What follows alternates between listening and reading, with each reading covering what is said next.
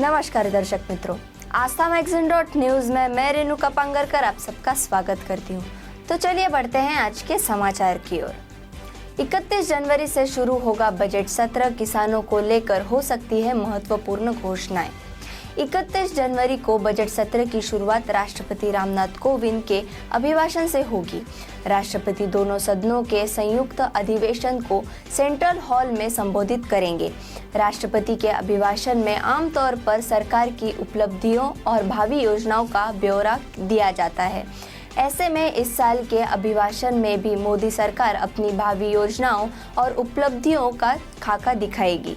कहा जा रहा है कि इस बजट में सरकार किसानों के लिए बड़ी घोषणाएं कर सकती है। देश में पिछले 24 घंटों में कोरोना के 2,35,000 से ज़्यादा केस दर्ज, 871 लोगों की मौत। देश में जानलेवा कोरोना वायरस महामारी के मामले कल की तुलना में आज फिर कम हुए हैं। देश में पिछले 24 घंटों में कोरोना वायरस के 2,35,532 नए केस सामने आए हैं और 871 लोगों की मौत हुई है। देश में दैनिक पॉजिटिविटी रेट घटकर अब 13.39% हो गया है।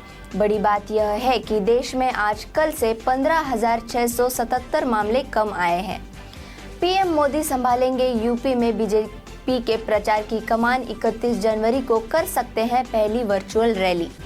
उत्तर प्रदेश विधानसभा चुनाव के लिए प्रधानमंत्री मोदी 31 जनवरी को भारतीय जनता पार्टी की पहली बार वर्चुअल रैली कर सकते हैं। इस रैली के जरिए पीएम मोदी राज्य सरकार और केंद्र सरकार की उपलब्धियों को बताएंगे। बताया जा रहा है कि पहले चरण में होने वाले मतदान वाले जिलों पर पीएम मोदी फोकस कर सकते हैं। असल में राज्य में 10 फरवरी को राज्य के पश्चिम जिलों में मतदान होना है और बीजेपी मतदाताओं को साधने की पूरी कोशिश कर रही है। वहीं चुनाव आयोग ने कोविड-19 के बढ़ते मामलों के कारण 31 जनवरी तक रैलियों और रोड शो पर बैन किया है। रूस के साथ तनाव के बीच आया नया मोड़। यूएस पर भड़के यूक्रेन के राष्ट्रपति, युद्ध का खौफ पैदा करने का लगाया आरोप। रूस और यूक्रेन के बीच जारी तनाव ने अब नया मोड़ ले लिया है। यूक्रेन के राष्ट्रपति वोलोदिमीर ज़ेलेंस्की अमेरिका पर भड़के हैं। उन्होंने कहा है कि अमेरिका बेवजह रूस के हमले का खौफ पैदा कर रही है, यूक्रेन की अर्थव्यवस्था को नुकसान पहुंचा रही है। दूसरी तरफ रूस के विदेश मंत्री ने कहा कि मॉस्को युद्ध शुरू नहीं करेगा, लेकिन अमेरिका और नाटो को चेतावनी देते हुए कहा कि वह पश्चिमी देशों को अपने सुरक्षा हितों को रोकने की अनुमति भी नहीं देगा। जबकि अमेरिका ने दावा किया है कि रूस कभी भी इस देश पर हमला कर देगा। कड़ाके की ठंड से अब कब मिलेगी राहत, IMD ने किया अलर्ट। भारत मौसम विज्ञान विभाग के अनुसार अगले 24 घंटों के दौरान पश्चिमी उत्तर प्रदेश, राजस्थान, पंजाब, हरियाणा और चंडीगढ़ में शीतलहर का प्रकोप जारी रहेगा। उत्तर पश्चिम और मध्य भारत में शीतलहर शनिवार के बाद धीरे धीरे कम होने की संभावना है, जबकि 2 से 4 फरवरी तक उत्तर पश्चिम, पूर्व और पूर्वोत्तर भारत में बारिश होगी। भारत मौसम विज्ञान विभाग के मुताबिक अगले 24 घंटों के दौरान उत्तर पश्चिम और मध्य भारत के अधिकांश हिस्सों में न्यूनतम तापमान में कोई अहम बदलाव होने की संभावना नहीं है और उसके बाद धीरे धीरे 4 से 6 डिग्री सेल्सियस की बढ़ोतरी होगी। सबसे अमीर पार्टी बनी बीजेपी, दूसरे पर है बीएसपी। बीजेपी देश की सबसे अमीर पार्टी बन गई है। एसोसिएशन फॉर डेमोक्रेटिक रिफॉर्म्स के मुताबिक भाजपा 4,847.78 करोड़ रुपए की संपत्ति के साथ पहले नंबर पर है।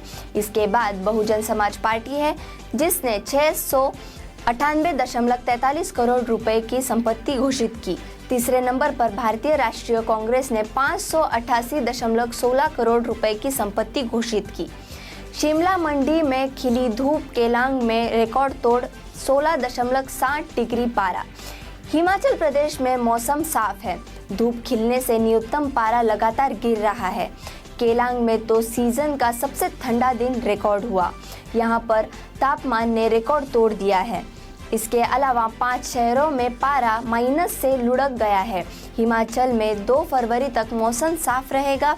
शनिवार को भी प्रदेश भर में धूप खिली हुई है। हालांकि मैदानी इलाकों में घना कोहरा और धुंध पड़ रही है। जानकारी के अनुसार कुल्लू और लाहौल स्पीति जिले में हिमखंड गिरने का खतरा बन गया है। शुक्रवार शाम तक प्रदेश में 212 सड़कें, 32 बिजली ट्रांसफार्मर और 64 पेयजल योजनाएं ठप रही। लाहौल स्पीति जिले में 136, शिमला में 24, चंबा में 21, मंडी में 14, कुल्लू में 12, सिरमौर में 3 और किन्नौर में 2 सड़कों पर वाहनों की आवाजाही ठप रही। पश्चिमी उत्तर प्रदेश में भाजपा को जीत दिलाने के लिए मिशन 103 शुरू। भाजपा ने उत्तर प्रदेश में जीत के लिए मिशन 103 शुरू कर दिया है। पार्टी पिछले विधानसभा में मिली जीत को दोहराने के लिए यह मिशन शुरू किया है। यह उन इलाकों में चलाया जा रहा है जहां पहले और दूसरे चरण में मतदान होना है। मिशन की कमान स्वयं गृह मंत्री ने संभाल रखी है। इसके साथ ही पार्टी के वरिष्ठ नेताओं ने पश्चिमी उत्तर प्रदेश में डेरा जमा रखा है। पार्टी की नज़र इलाके में 17% जाट वोटरों पर है। अंडर 19 वर्ल्ड कप पर फिर कोरोना का अटैक, कनाडा के 9 खिलाड़ी संक्रमित। वेस्ट इंडीज में खेले जा रहे अंडर 19 वर्ल्ड कप में फिर कोरोना का अटैक हुआ है। इस बार कनाडा के 9 खिलाड़ी कोरोना पॉजिटिव पाए गए हैं। ऐसे में 2 मैच रद्द कर दिए हैं। कनाडा को आज स्कॉटलैंड के साथ मैच खेलना था। इस मैच के विजेता का मुकाबला रविवार को युगांडा के साथ होना था।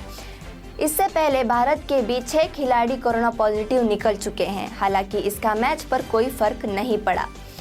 बीटिंग द रिट्रीट समारोह आज पहली बार 1000 ड्रोन का खास शो, प्रोजेक्शन मैपिंग का भी प्रदर्शन।